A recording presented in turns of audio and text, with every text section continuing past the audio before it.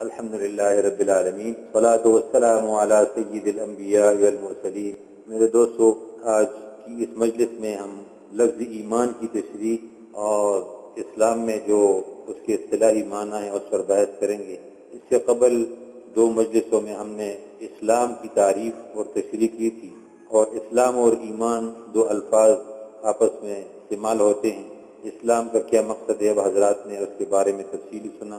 ایمان کے بارے میں بھی معلوم کرنا چاہیے، ایمان کیا چیز ہے، کیونکہ یہ ہمارے دین کی بنیاد ہے۔ جب بنیاد مضبوط ہوگی تو اس کے اوپر عمارت مضبوط ہوگی۔ جب کسی انسان کو وہ مسلمان ہے، اس کو اسلام کے بارے معلومات نہیں، اس کو ایمان کے بارے معلومات نہیں، اس کی دین کی بنیادی چیزوں کے بارے میں معلومات نہیں، تو وہ کیسے کی عمارت کے بارے میں جان سکتا ہے؟ میرے دوستو، اس دنیا میں جب ہم مذاہب پر روشنی ڈالتے ہیں تو یہ مذاہب، ان میں دو چیزیں ہمیں نمایاں طور پر نظر آتی ہیں۔ ایک ان مذاہب میں اعمال ہیں، افعال ہیں، کردار ہیں، اور ایک ان مذاہب میں ذہن اور فکر کے ساتھ بعض چیزوں کا تعلق ہے۔ جن چیزوں کا ذہن اور فکر کے ساتھ تعلق ہے، دماغ کے ساتھ، وہ چیزیں ظاہر میں نظر نہیں آتی۔ جن چیزوں کا تعلق انسان کے بدن کے ساتھ ہیں، وہ چیزیں نظر آتی ہیں۔ اب مذاہب پر نظر دوڑاتے ہیں تو ایک مذہب ہے بدھ مت۔ بدھ مت کی ساری تعلیمات، ان کے اندر اعمال و افعال نہیں ہیں، ان کے اندر مراقبے ہیں، ان کے اندر سوچ ہے، فکر ہے، اور وہ بیٹھے سوچتے اپنی زندگی کی اصلاح اس طریقے سے کرتے ہیں۔ زیادہ تر ان کی تعلیمات کا خلاصہ نفس کشی پر ہے۔ اپنے نفس کو مار ڈالو، اپنی خواہشات کو مار ڈالو، اپنے آپ کو نیک سمجھو۔ تو ان کے مذہب پر اس کا بڑا اثر ہے۔ دنیا میں جہاں بھی بدھ مت والے ہیں تو ان میں لڑائی کٹائی نہیں ہے، وہ بڑے آپس میں پیار سے رہتے ہیں، وہ بڑے جو ہیں رحم دل ہیں آپس میں۔ لیکن ایک فطری نظام ہے اللہ پاک کا، جب انسان ایک چیز کے پیچھے زیادہ پڑ جاتا ہے، اب وہ امن تو حاصل کر لیتے ہیں، لیکن ان کے اندر سے جہاد کا جذبہ مٹ گیا، وہ چھری اور وہ تلوار استعمال نہیں کر سکتے، کیونکہ وہ دن رات امن کے بارے میں سوچتے ہیں۔ تو یہ خلاف فطرت نظام ہوا۔ جہاں بھی انسان فطرت کے خلاف جائے گا، اب دیکھیں اللہ پاک نے اولاد کی کوئی پابندی نہیں لگائی، کتنی اولاد پیدا کرنی ہے۔ یہ ٹھیک ہے کہ رسول اللہ علیہ وسلم کی تعلیمات سے یہ پتہ چلتا ہے کہ اتنی اولاد جو ہے وہ رکھو، کہ رزق کا مسئلہ تو اللہ کے ہاتھ میں، رزق سے مت ڈرو کہ ان کو کھانا کون دے گا، اللہ کے ہاتھ میں۔ عرب میں جائیں آپ لوگ، وہاں پر 20 25 30 ان کے بچے ہوتے ہیں، غریب لوگ ہوتے ہیں، اللہ پاک پالتا ہے۔ ہاں، ان کی تعلیم کے بارے میں، ان کے ادب کے بارے میں، ان کے کردار کے بارے میں اگر آپ کو یہ خوف ہے کہ میرے بچے بڑے ہوں گے بغیر تعلیم کے، بغیر جو ہے اخلاق کے، وہ بڑے ہو جائیں گے، پھر معاشرے میں فساد پھیلائیں گے، چور ڈاکو بنیں گے، تو آپ اولاد جو ہے وہ کم کر دیں، بند کر دیں، جائز ہے، ٹھیک ہے۔ اب چین ایک ایسی آبادی ہے کہ وہاں پر آبادی زیادہ ہونے کی وجہ سے حکومت نے پابندی لگا دی کہ ایک بچہ جو ہے وہ پیدا کر سکتے ہو، اس سے زیادہ نہیں، سرکاری پابندی ہے۔ الحمدللہ وہاں بھی رعایت ہے کہ مسلمان 2 بچے پیدا کر سکتے ہیں۔ اللہ پاک نے مسلمانوں کے لیے وہاں بھی اسباب نکالے ہیں۔ اب یہ قدرتی اور فطری امر ہے کہ ہر انسان لڑکے کو پسند کرتا ہے، میرا بیٹا ہونا چاہیے، فطری چیز ہے نا، بیٹی کے مقابلے میں۔ تو چین میں مختلف دوائیاں استعمال کر کے، مختلف ڈاکٹروں کے نسخے اور تراکیب استعمال کر کے ہر جوڑا یہ کوشش کرتا ہے کہ میرا بیٹا پیدا ہو۔ اب جب بیٹا پیدا ہوتا ہے تو خلاف فطرت نظام کے بارے میں کہہ رہا ہوں کہ چین کے معاشرے میں لڑکے ہی لڑکے آ رہے، وہاں پر لڑکیاں نہیں ہیں۔ نتیجہ کیا نکلا؟ جب شادی کا وقت ہوتا ہے تو لڑکی نہیں ملتی، جب ملتی ہے تو جیسے ہمارے ہاں ہم سونے کے بھاؤ فروخت کرنا چاہتے ہیں، پھر اس طرح کا معاملہ ہوتا ہے، شادی کرنا کسی کے بس کی بات نہیں رہی۔ اب دیکھیں شروع سے ایک نظام خلاف فطرت بن گیا، اس کے نقائص جو سامنے آ کر روس میں 1917 میں سوشلزم نظام جو ہے یہ قائم ہوا، ہزاروں ڈاکٹر پی ایچ ڈی اور انجینئر، سائنسدان، عقل مند لوگ، انہوں نے بیٹھ کے ایک نظام وضع کیا سوشلزم کا، اور جو ہے نا اس کی تفصیلات اور ساری چیزیں طے کی۔ 1980 میں آ کر وہ نظام خود بخود دم توڑ گیا، اور انہوں نے محسوس کیا کہ جو لوگ ہمارے مقابل میں ہیں، امریکہ، جاپان وغیرہ، اور جو اس نظام کے برعکس چل رہے ہیں، وہ بہت ترقی کر گئے، پیچھے رہ گئے۔ انہوں نے اپنے ملک میں آزادیاں دی، اور دوسرے ملک بنوائے، ترکمانستان، قزاقستان وغیرہ، یہ سارے آزاد ہو گئے۔ وہ نظام دم توڑ گیا۔ میں اس بات کی عرض کر رہا تھا کہ اللہ پاک نے ایک فطری نظام قائم کیے۔ اگر مذہب کوئی مذہب وہ صرف خیالات، توہمات اور جو ہے یہ اندر کے فکر و افکار پہ وہ بس کرے گا اور کردار کے بارے میں نہیں سوچے گا تو یہ خلاف فطرت ہے۔ اب ہندو مت میں افکار و خیالات اس میں بھی زیادہ ہیں، لیکن بے سند چیزیں، کالی بلی آگے سے گزر گئی، او ہو آج میرا دن خراب گزرے گا، لاہور جا رہا تھا سامنے سے کالی بلی گزر گئی، اب تو یہ کام میرا نہیں ہونے کا، بڑا افسر ہوگا پی ایچ ڈی ڈاکٹر ہوگا واپس ہو جائے گا، اللہ نے ان کی عقل ماری ہوئی، ٹھیک ہے نا۔ کوا آیا اس نے کائیں کائیں کیا، او ہو آج تو میرا کام بگڑ گیا، ٹھیک ہے نا۔ 500 لڑ گیا، ہم پٹھانوں میں بھی ہے 500 جی آج مہمان آ رہے ہیں، آٹا گوند رہے تھوڑا سا گر گیا جی آج یہ ہوگا، یہ اور تو کیا اپنی باتیں، ٹھیک ہے نا، اسلام سے باہر دین سے باہر۔ تو یہ باتیں جو ہیں ان میں بہت زیادہ ہیں، وہ چیزیں ان سے ہمیں منتقل ہوئی ہیں اگر کسی میں ہے۔ اسلام میں ایک ایسا مذہب ہے جس کے اندر اعتدال ہے۔ اسلام اندر کی زندگی بھی عطا کرتا ہے اور باہر کی زندگی کا بھی خیال رکھتا ہے۔ اندر جو آپ کے خیالات ہیں، جو احساسات ہیں، جو افکار ہیں، جو نظریات ہیں، اللہ پاک اس کی بھی تربیت فرماتا ہے اور ظاہری اعمال و افکار کی بھی تربیت فرماتا ہے۔ اس بات کو سمجھ گئے نا؟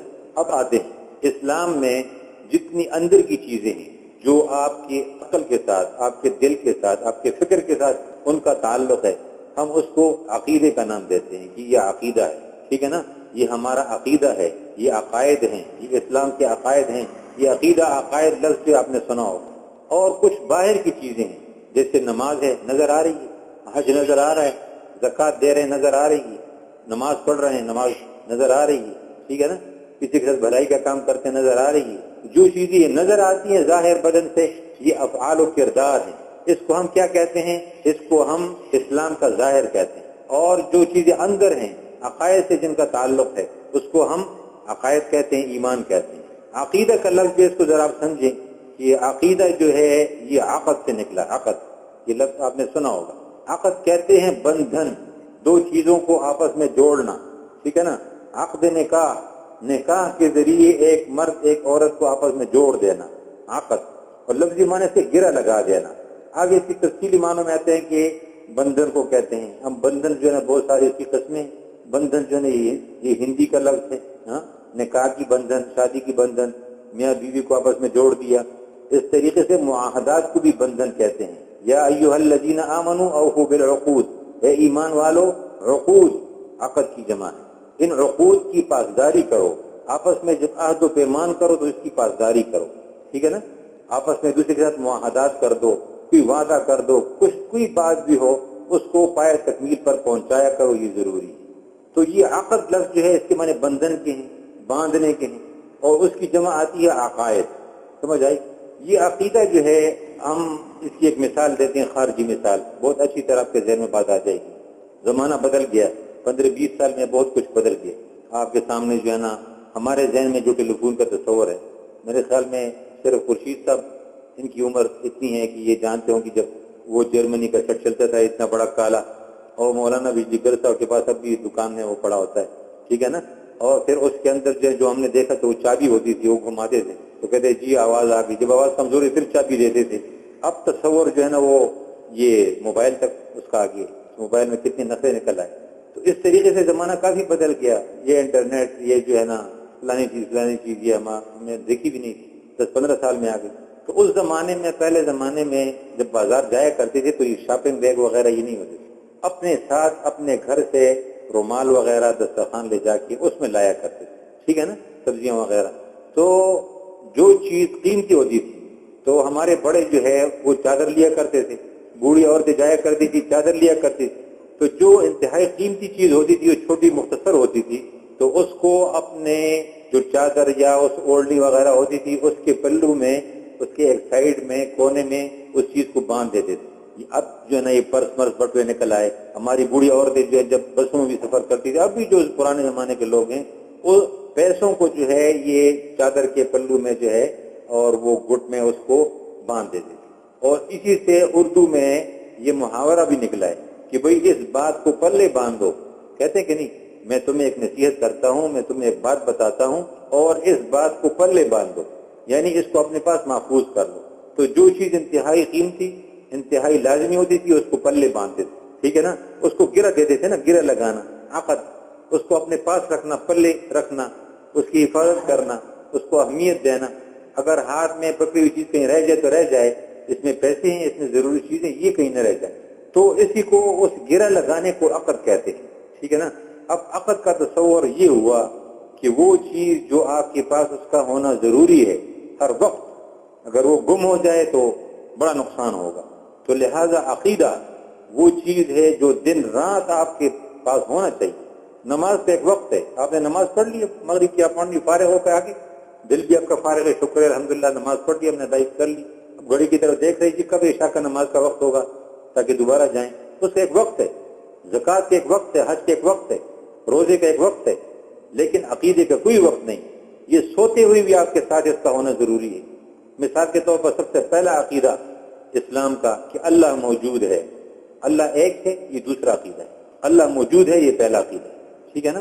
ہم کہتے ہیں اس سے پہلے کون سا عقیدہ؟ کہہ رہے جی اللہ ایک ہے، نہیں، اللہ ایک ہے، دوسرا عقیدہ ہے۔ سب سے پہلے اللہ موجود ہے، اب وہ کتنے ہیں؟ ایک دو تین چار نہیں، ایک ہے، یہ دوسرا عقیدہ اسلام۔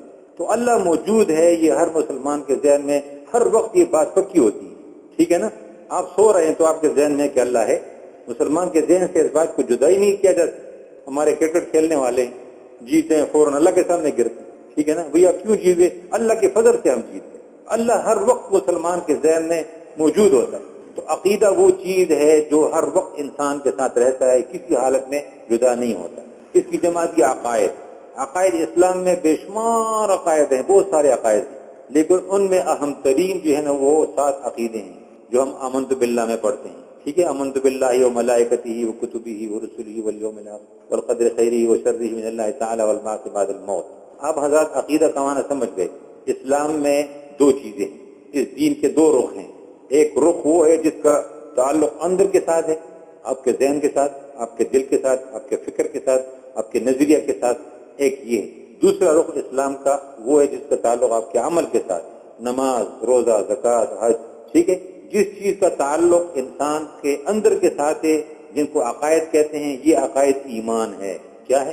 ایمان ہے۔ اور جس چیز کا تعلق آپ کے ظاہر کے ساتھ ہے، یہ اسلام ہے۔ بات سمجھ میں آ گئی؟ یہ لمبی تمہید میں نے اس لیے باندھی ہے تاکہ اسلام اور ایمان کے اندر جو فرق ہے بظاہر وہ آپ کے سمجھ میں آ جائے۔ ایمانی چیزیں آپ کو نظر نہیں آئیں گی۔ میرے دل میں ہے کہ اللہ موجود ہے، میرے دل کے اندر ہے کہ اللہ ہے، کہ نظر تو نہیں آتا، وہ تو دل کی بات ہے، وہ ذہن کی بات ہے، ٹھیک ہے نا۔ اور جو ہے جو اسلام کی باتیں ہیں، نماز، روزہ، حج، زکوٰۃ، ظاہر، اس کا تعلق ظاہر کے ساتھ ہے، وہ نظر آئیں گے۔ آسانی سے ہم کہہ سکتے ہیں کہ اسلام کے ظاہر کا، اس دین کے ظاہر کا نام اسلام ہے، اس دین کے باطن کا نام ایمان ہے۔ سمجھ آئی؟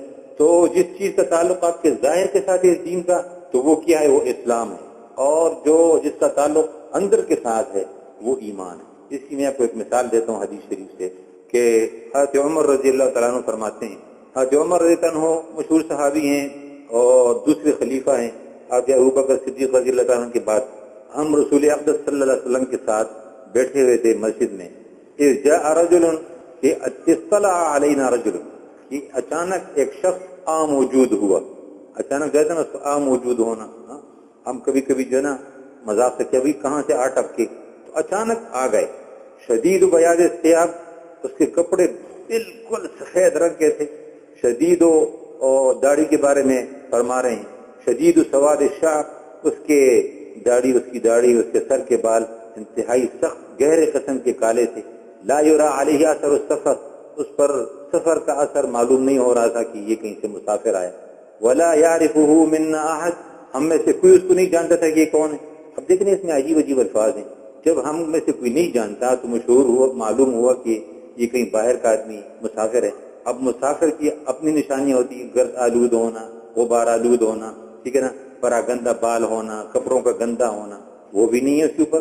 کپڑے انتہائی صاف ستھرے، بالکل سفید، بال جو ہے نا بالکل کالے چمکدار۔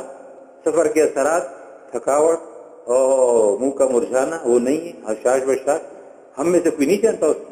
پھر وہ بیٹھے رسول اللہ علیہ وسلم کے ساتھ پاس، وَأَسْنَدَ رُكْبَتَيْهِ إِلَىٰ رُكْبَتَيْهِ، اس شخص نے اپنے دونوں گھوڑے جو ہے یہ رسول اللہ علیہ وسلم کے گھوڑوں کے ساتھ ملا لیے۔ اور یہ اس زمانے میں ایک رواج تھا کہ وہ شخص اس طرح بیٹھے تھے جو بڑے آپس میں دوست اور ایک دوسرے کے پہچاننے والے نزدیک بیٹھتے تھے۔ تو اس نے سوال کیا کہ مل اسلام، یہ اللہ کے ظلم، اسلام کیا چیز ہے؟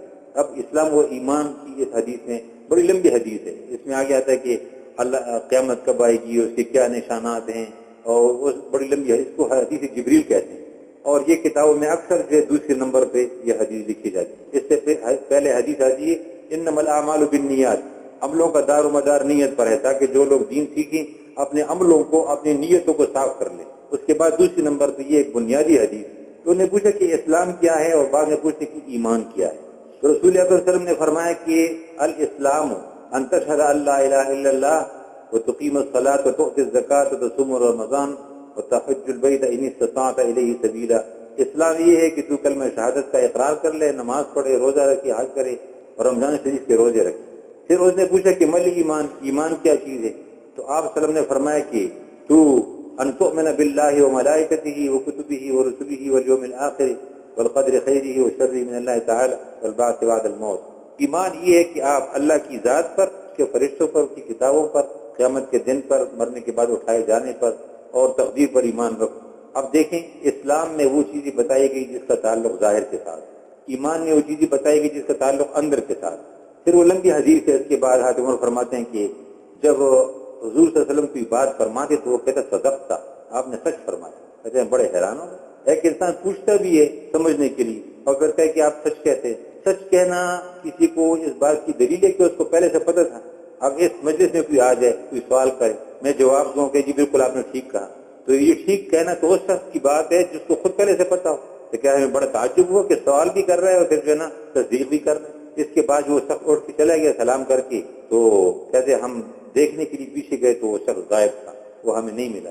اللہ کے رسول صلی اللہ علیہ وسلم نے فرمایا کہ ھذا جبریل اتاکم لیعلمکم دینکم، یہ جبریل علیہ السلام تھے اور آئے تھے اس لیے تاکہ تم کو تمہارا دین سکھائے۔ وہ سوال کرے گا، جواب سامنے آئے گا تو تمہارے علم میں اضافہ ہوگا۔ تو وہ صحابہ کرام وہ تو دین کے عاشق تھے، ہر وقت دین کے بارے میں پوچھتے تھے، لیکن بعض اوقات جو ہے نا ان کے ذہن میں یہ بات آتی تھی کہ یار ہمارا کوئی کام ہی نہیں ہے، بس ہر وقت دوسرے سے پوچھتے رہتے ہیں، پتہ نہیں کبھی ان کی طبیعت خراب نہ ہو، کبھی تھکاوٹ نہ ہو، ان کو کھانے کی آرام کی جو ہے نا اور ہم پیچھے پڑے ہوتے، تو ایسی ذرا جھجک تھے۔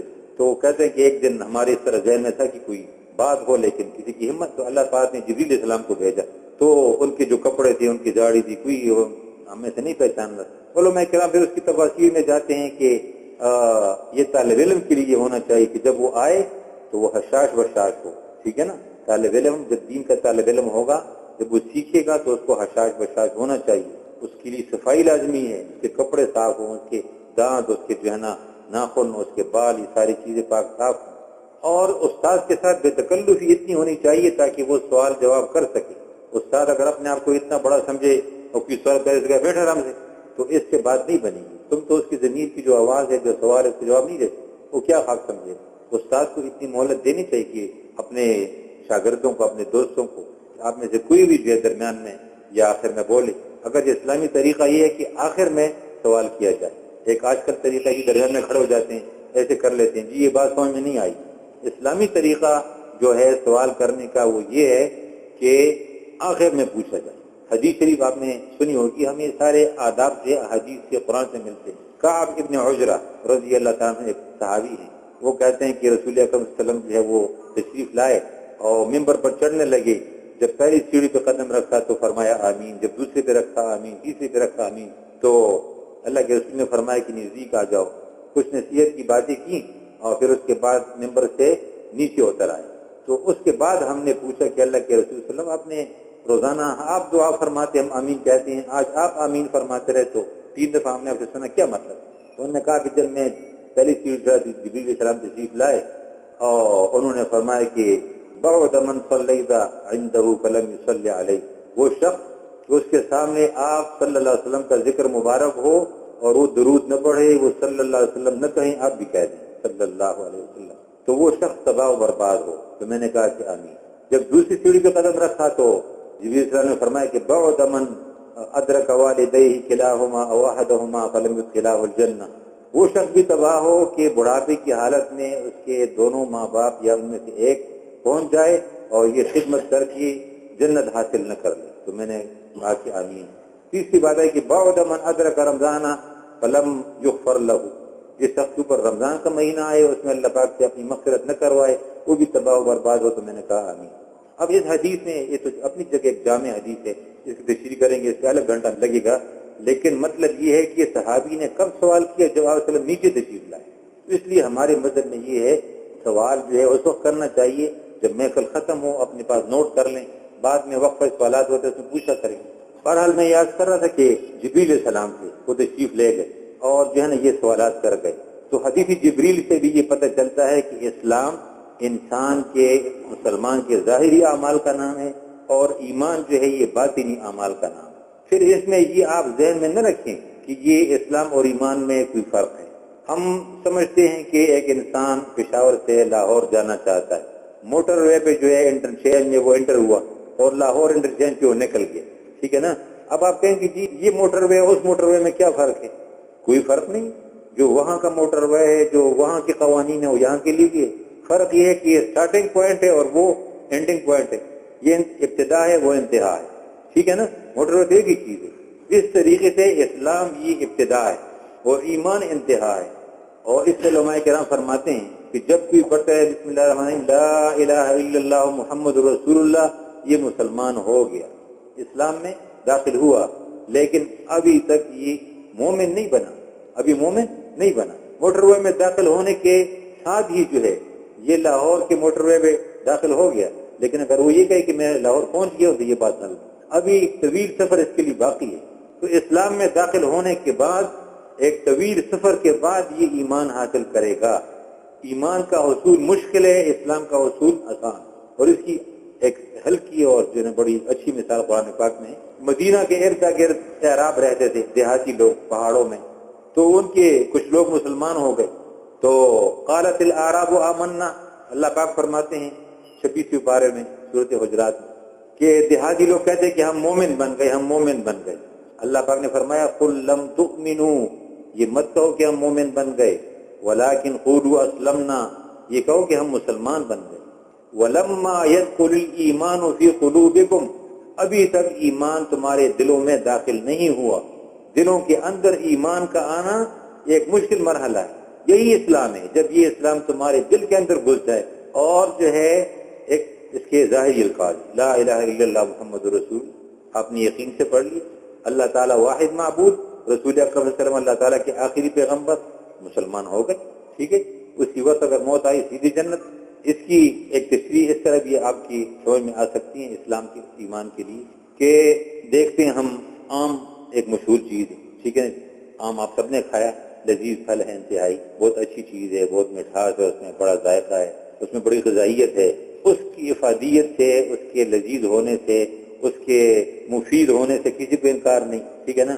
لیکن یہ آم حاصل کیسے ہوتا ہے؟ اس کے لیے اگر آپ آم حاصل کرنا چاہیں تو اس کے لیے بڑے وہی اردو کا محاورہ کہ پاپڑ بیلنے پڑتے ہیں، ٹھیک ہے نا. اس کے لیے ایک لمبی چوڑی محنت کرنی پڑے گی، ایک پروسیس سے گزرنا ہوگا، تب آپ کو یہ آم ملے گا.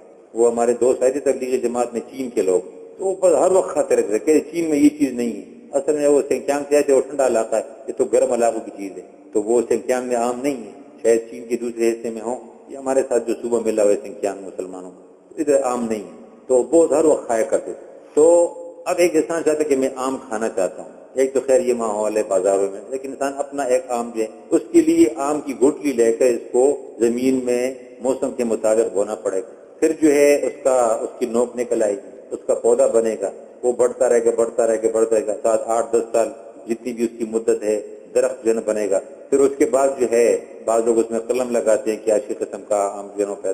پھر اس کے بعد اس پر جو ہے فروٹ لگے گا، چھوٹا سا ہوگا، بڑھے گا بڑھے گا بڑھے گا، پھر اس کا رنگ جو ہے بدلے گا. اس کے بعد جا کے کہیں آپ کو بڑی محنت کے بعد ایک آم ملے گا. یہی اسلام کی مثال ہے. کلمہ پڑھنے کے بعد آپ کو ہاتھ میں بیج آ گیا، لیکن اب اس کو ایمان کا پروان چڑھانے تک یہ پروسیس سے گزرنا ہوگا، ٹھیک ہے نا. کہ آپ صاحب ایمان بن جائیں، اس کے لیے جو ہے اس طرح یہ ساری محنت کرنی پڑی.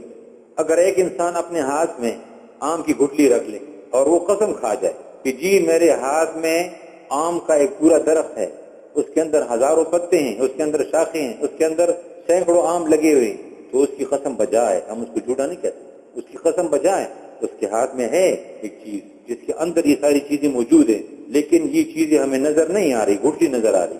ان چیزوں کو ظاہر میں لانے کے لیے، اس کو جو ہے عملی جامہ پہنانے کے لیے اس پروسیس کی ضرورت ہوگی. اور یہ 8-10 سال کے بعد جو ہے نا وہ درخت بنے گا، بشرطے کہ اس کی حفاظت ہو، اس کا اس طریقے سے جس طریقے سے عاموں والے کرتے ہیں اس کے ذمہ دار، پھر جو ہے وہ چیز ہمارے ہاتھ آئے گی۔ میرے پاس ایک وفد آیا اور اس میں لبنان کے مفتی صاحب تھے، تحریک کا نام میں نہیں لیتا، اور وہ خلافت کی تحریک سے منسلک لوگ ہیں کہ ہم چاہتے ہیں کہ دنیا میں اسلامی خلافت جو ہے نا وہ نافذ ہو، تو ہماری یہ تحریک ہے، اب بھی ہمارا ساتھ دیں۔ فلسطین کے ان کے مفتی صاحب بھی تھے، اگرچہ اپنے انداز میں تھے، پینٹ شرٹ میں، ٹائی میں، ان کا اپنا لباس ہے، اور فصیح عربی میں بات کر رہے تھے۔ تو جب میں نے ان سے بات کی تو انہیں بڑی خوشی ہوئی، جی آپ ہمارے ساتھ عربی میں بات کر رہے ہیں، اکثر جگہ میں ترجمان رکھنا پڑتا ہے۔ عصر سے لے کر مغرب تک اس نے مجھے یہ کہا کہ جی اسلام ایک دین ہے اور ہم اس کو دنیا میں نافذ کرنا چاہتے ہیں۔ اس کو میں نے یہی مثال دی، میں نے کہا جی آپ خلافت جو ہے نا، اسلام کا نفاذ دنیا میں اپنے اوپر اور لوگوں کے اوپر، اس کی مثال ہم عام سے دیتے ہیں، ہر کسی کو عام پسند ہے، ہر کوئی کہتے ہیں کہ پوری دنیا میں اسلام نافذ ہو، لیکن اس کے نیچے کے پروسیس کو کیسے بھولتے ہیں؟ آپ نے آم بویا نہیں، نوک نہیں نکلی، پودا نہیں نکلا، درخت نہیں بنا، اس پہ پھل فروٹ نہیں لگے، آپ کہتے ہیں آم آم آم، آم تو ہر کسی کو پسند ہے۔ یہ نچلے پروسیس کے آپ کیوں نظر انداز کریں؟ جب تک اس پروسیس سے گزریں گے نہیں تو آم کہاں سے ملے گا؟ اس کو میں نے کہا کہ میں نے اتنا علم کیا ہوا، دنیاوی لحاظ سے چلو میں نے اسلامیات میں پی ایچ ڈی کر لی، اللہ نے توفیق دی ہے، دیوبند جا کے وہاں سے میں نے فراغت حاصل کر لی، اتنا میرا تجربہ، اتنی خطابت کی، لیکن اس کے باوجود اگر تم مجھے پاکستان کا وزیر اعظم بنا دو کہ تم اسلامی طریقے سے یہاں پر نظام جو ہے قائم کر دو، میں اس کے لیے نااہل ہوں، میں نہیں چلا سکتا۔ اب جو ہے آپ یہ نظام قائم کریں تو کن لوگوں کے اوپر قائم کریں گے؟ 2-4 میسر بھی آ جائے تو اس سے تو ملک نہیں چلتا۔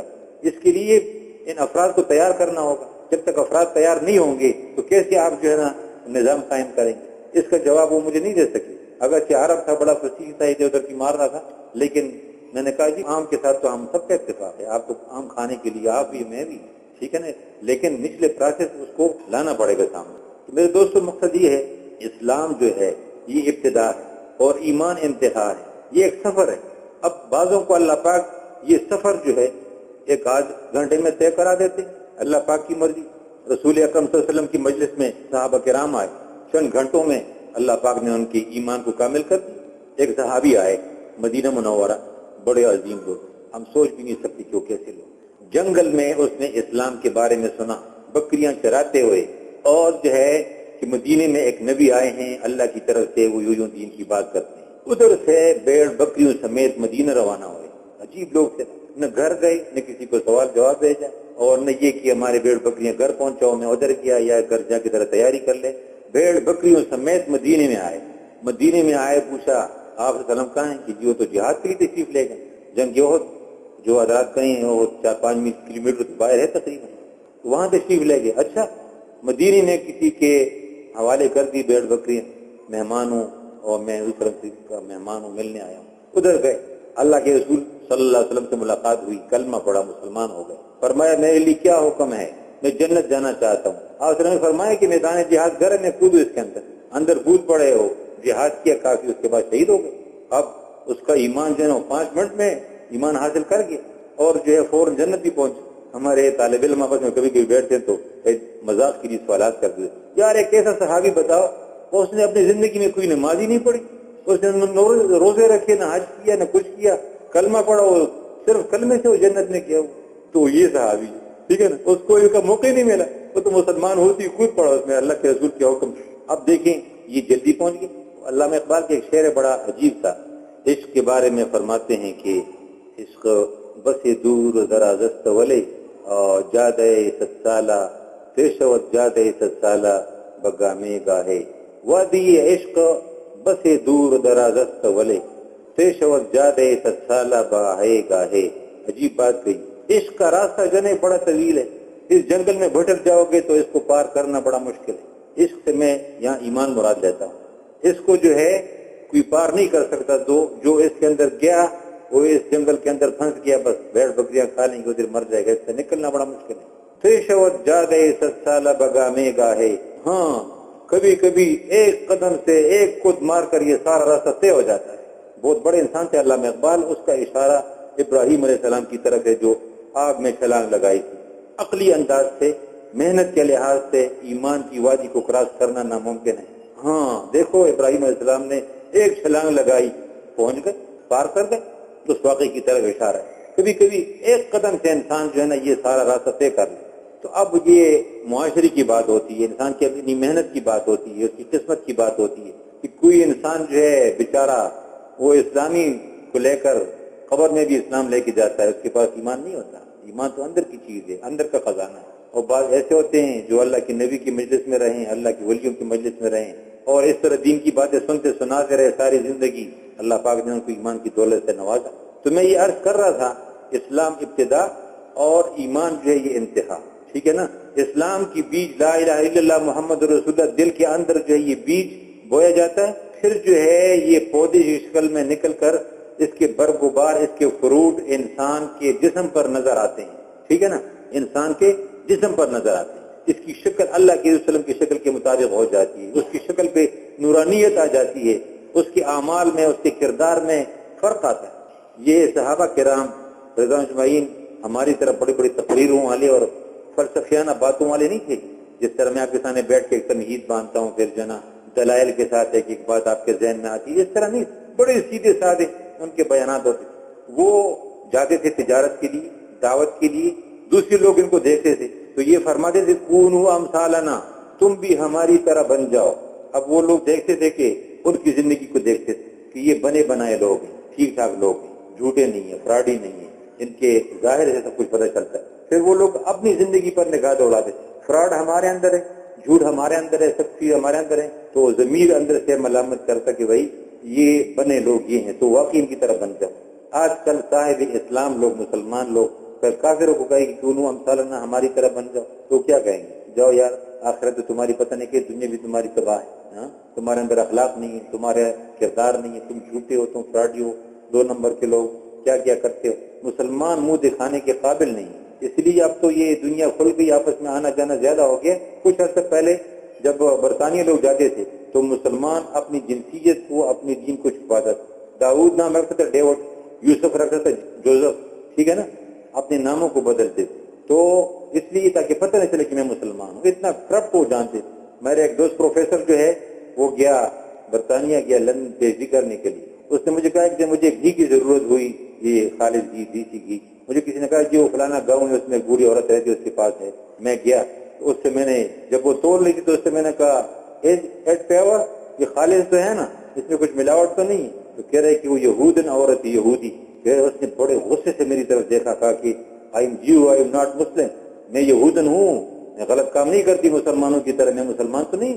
اب دنیا والے دیکھیں وہ فراڈی ہوں اور ان کی مثال مسلمانوں کے ساتھ دیتے. یا ہمارا دین اور اسلام دیکھیں، جب عروج پر تھے ہم، صحابہ کرام کی زندگی کو دیکھیں، تابعین، تبع تابعین، ہمارے اولیاء اللہ، ان کی زندگیوں کو ایک ایک بات کو لیں، انشاءاللہ تفصیلات میں جائیں گے. تو دنیا کے لیے ان کی زندگی ایک کارنامہ ہے. ٹھیک ہے نا. حضرت عمر رضی اللہ عنہ کے زمانے میں ایسا ہوا کہ شام ایک ملک ہے، اب بھی ہے، اسے سوریہ کہتے ہیں، ہے میم اور صاد، حلم اب بھی اسی نام سے ہے. تو جب وہاں پہ گئے جہاد کی نیت سے، تبلیغ کی نیت سے، جہاد کی نیت سے، دعوت تبلیغ کا مرحلہ گزر گیا. پیور کرسچین تھے، وہ عیسائی تھے، تو انہوں نے اسلام کو قبول نہیں کیا. جزیہ پر انہوں نے صلح کر لی کہ ہم جزیہ اور ٹیکس دیں گے اور ہمارے ساتھ لڑائی مت کریں. ان سے جتنا بھی وہ جزیہ لیا، مثال کے طور پر اگر 1 کروڑ روپے ان سے لیا 1 سال کا، تو جزیے میں یہ ہوتا ہے کہ امیر المومنین جزیہ وصول کرتا ہے اور 1 سال کے لیے ان کے ساتھ ایگریمنٹ ہوتا ہے کہ اس 1 سال میں ہم تمہارے امن کے جو ہے ضمانت دیں گے، تمہارے کو کوئی حملہ نہیں کر سکے گا، کرے گا تو ہم جواب دیں گے، تمہاری ضروریات، تمہارے آنا جانا مسلمانوں میں، ویزا پاسپورٹ کی اجازت ہوگی، اسلامی اسٹیٹ کے ذمہ ہوتی ہے. 6 مہینے ہنس جو ہے وہ مسلمانوں کے زیر نگر اور زیر دست رہا. اس کے بعد پتہ نہیں بغاوت ہوئی، جو کچھ ہوا، ہمس جو ہے مسلمانوں کی نگرانی سے نکل گیا. حضرت عمر رضی اللہ عنہ نے جتنا معاہدہ کیا تھا، مثال کے طور پر 1 کروڑ تھا تو 50 لاکھ وہ اس زمانے کے درہم و دینار واپس کر کے ہمس والوں کو دے دیے کہ ہم 6 مہینے تمہاری حفاظت کر سکے، اب باقی نہیں کر سکتے، تم ہماری حفاظت سے نکل گئے ہو، لہذا اپنا جزیہ جو واپس لو. تاریخ کی کتابوں میں آیا کہ پادری لوگ عیسائیوں کے وہ رو رو کر کہتے تھے کہ اتنا احسان تو ہمارے ساتھ اپنے بزرگوں نے بھی نہیں کیا. تو یا مسلمان کی یہ حالت، یا آج فراڈ، اور اس لیے کہ ایمان جو ہے وہ دلوں میں نہیں رہا. تو میرے دوستو، یہ اسلام اور ایمان کے حوالے سے میں عرض کر رہا تھا. اور حقیقت یہ ہے کہ جب ایمان آئے گا، اسلام سے صرف کام نہیں بنے گا. دس از دا اسٹارٹنگ پوائنٹ، یہ ابتدائی چیز ہے. جب یہ اسلام اپنے جو ہے نا انتہا کو پہنچے گا اور یہ مسلمان کے اندر کو بنائے گا، اس سے ظاہر بنے گا، پہلے اندر بنتا ہے پھر بعد میں ظاہر بنتا ہے، اور پھر تو یہ دنیا میں یہ پھریں گے، دنیا والے دیکھیں گے کہ نمبر 1 لوگ یہ، ٹھیک ہے نا۔ میرے ایک رشتے دار ہے بینک میں، اگر کہ بینک کی نوکری علماء فرماتے حرام ہے، اپنے لیے جو ہے یہ اور ذریعہ تلاش کرے، بعض لوگ پھنسے ہوتے ہیں۔ تو آیا میرے پاس، صوم و صلات نماز سے بڑا پابند، اس نے کہا کہ میرے پاس جو ہے نا وہ فارن کرنسی آئی بینک میں 10 بنڈل، اور جو ہے ایک بنڈل میں 100 نوٹ، ہر نوٹ $100 کا، ٹھیک ہے نا، آپ اندازہ کریں $100 کا ایک نوٹ، $100 سے زیادہ میرے خیال میں امریکن کرنسی نہیں ہے، اور جو ہے نا پھر اس کے بعد جو ہے نا وہ 100 کا کچھ 10 بنڈل مجھ سے سائن لے لیے میں نے، اور جو ہے میں نے وہ کیا ہے اتنے رقم کہ جب میں نے گنے تو 11 تھے، کتنے تھے 10 کی بجائے 11، میں نے دوبارہ جو ہے نا بڑی چیک اپ کر کے ایک بالکل زیادہ تھا، پھر اس کے بعد جو نمبر تھے وہ میں نے کی، پھر مجھے شک پڑا کہ ہو سکتا ہے اس بنڈلوں میں کچھ کمی ہو، سارے میرے گنے ٹھیک تھے بالکل 100 کے، اب ایک بنڈل زیادہ تھا، نے کہا کہ کافی اس کے پیسے بنتے 15-16 لاکھ روپے اس کے بنتے، تو کہہ رہے کہ اگر اس کو میں اپنی جیب میں ڈال لیتا تو کچھ بھی نہیں پتہ بھی نہیں چل رہا، لیکن کہا کہ میں مینیجر کے پاس گیا، میں نے کہا جی یہ ڈرامہ ہے، ایک بنڈل زیادہ ہے، اس نے کہا یار تیرا دماغ خراب ہے، یہ تو فارن بینک سے آتے ہیں، کمپیوٹرائز سسٹم ہے، اور بیٹھ کے آرام سے گنو، یہ میں نے بڑے آرام سے گنا، جی زائد ہے، آپ خود چیک کر لیں، انہوں نے چیک کیا، پھر اس کے بعد نے کہا دیکھو ہم فون کریں گے اوپر پیسہ نہ ہوگی پھر کچھ دوبارہ کرو، پھر 2-4 بیٹھے سب نے جائزہ لیا ایک زائد، اس کے باوجود اس نے کہا کہ ہم نے اوپر اطلاع دے دی، پھر وہ لوگ آگے وہ چیز لے کے وہ میرے نام ایک بڑے جو ہے نا وہ اخلاق کا اور کردار کا ایک سرٹیفکیٹ انہوں نے جاری کیا، تو مجھے کہا کہ وہ سرٹیفکیٹ کی تو مجھے کیا ضرورت تھی، میں نے کیا کرنا ہے، لیکن یہ کہ اللہ کے نزدیک میں نے اپنا گریبان جو ہے نا وہ آزاد کرایا، ٹھیک ہے۔ اب یہ ایمان ہے ہاں کہ آپ کو کوئی نہ دیکھ رہا ہو اور جو ہے آپ کے سارے کام درست چل رہے، اگر اوپر سے چیک اپ ہے، اب ہم کہتے ہیں کہ انگریز بڑے اچھے لوگ، وہ میرا دوست ہے وہاں پر، کافی سارے میرے دوست ہیں لندن میں نے کہا یار یہ لندن کے لوگ واقعی اتنے ہانسٹ اور اتنے اچھے ہیں، انہوں نے کہا کہ دنیا کے کرپٹ ترین لوگ ہیں، سب سے خراب لوگ ہیں، صرف وجہ کہ ان کے اوپر چیک اپ، ہر کسی کو بس کیمرہ لگا ہوا کام کر رہا ہے، وہ مجبور ہیں، اگر ان کو آزاد چھوڑ دیا جائے تو ان درندوں سے وہ زیادہ ہیں، چیک اپ ہے ان کے اوپر۔ اب مومن جو ہے اللہ کے چیک اپ کو تسلیم کر لے، میں کہتا ہوں کہ اللہ کے چیک اپ کے علاوہ جتنی بھی چیک اپ ہیں، پولیس ہے، فوج ہے، جاسوس ہے، اس سے انسان نہیں گھبراتا، اس کمرے میں اکیلا ہوں، یہاں کوئی نہیں ہے، میرے اوپر جو نگرانی نہیں ہے، سپرویژن نہیں ہے، تو میرا دل ہے جو کچھ بھی کر، میرا روزہ ہے غسل خانے میں جا کے کھول دو، کون مجھے دیکھتا ہے؟ جب اللہ اس کی سپرویژن، اس کی نگرانی، اس کی نگہبانی، ایک اللہ والا دا پیر کا جب میں نام لیتا ہوں تو ساتھ یہ بھی وضاحت کرتا ہوں کہ اس زمانے میں ہر چیز میں 2 نمبر چیز بھی نکل آئے، پیروں میں بھی 2 نمبر چیزیں نکل آئی۔ نمبر 1 پیر جو ہے جو اللہ والا ہو، جو عالم دین ہو، جو عامل ہو، جو تعویذ و گنڈوں کے لیے نہ بیٹھا ہو، جو عورتوں سے ملاقاتوں کے لیے نہ بیٹھا ہو، جو اپنی دنیا اور تجاروں اور بلڈنگیں بنانے کی نہ بیٹھا ہو، اللہ پاک کے ساتھ انسانوں کے ملانے کا فریضہ انجام دیتا ہوں۔ اور میں آپ سے کہتا ہوں عالم کون ہے؟ اللہ والا عالم، جس کی مجلس میں بیٹھ کے تم کو دین کی فکر آئے، اللہ رسول سے تم کو ملائے، دین کی باتیں کرے، وہ اللہ والا عالم، اور جس کے پاس بیٹھ کے تم تجاروں کی باتیں سنو، تم بینک بیلنس کی باتیں سنو، تم جو ہے لینڈ کروزر اور دوسری باتیں سنو، وہ جو ہے نا ولی نہیں ہے، وہ شیطان ہے، سمجھ آئی؟ تو وہ یہ چیز آج کل زیادہ ہو گئی ہے، بلکہ میں کہتا ہوں ان لوگوں میں اکثریت جو ہے نا وہ 2 نمبر کی، اور جو صحیح اللہ والے ہیں ان کی پہچان کی علامات میں کسی اور انشاءاللہ سے مستقل سے بات کروں گا، تو صحیح اللہ والا ہے، اس کی خانقاہ کی ہے، اس میں اس کے مرید رہا کرتے تھے، ان کی اصلاح کرتے تھے، دین کی باتیں سمجھاتے تھے، تو جب یہ کامل ہو جاتے ہیں اور دیکھ لیتے کہ اب کل اس کو پھر پگڑی باندھ کی اس کو بھیج دیتے اپنے علاقے میں دین کا کام کر، پہلے سے ہوتا آ رہا، تو وہ ایسا ہوا کہ کافی سارے اس کے مرید ہیں، خانقاہ میں، اس انتظار میں کہ جی حضرت ہمارے پگڑی باندھ دو، ہم جائیں اپنے علاقے میں دین کا کام کریں، 8-8 10-10 15-15 سال سے کسی کی اجازت نہیں مل رہی، ایک نیا مرید آیا، 1 ہفتہ گزارنے کے بعد حضرت نے اس کی پگڑی باندھی، اسے کہا چل بیٹے تو اپنے علاقے میں دین کا کام کر۔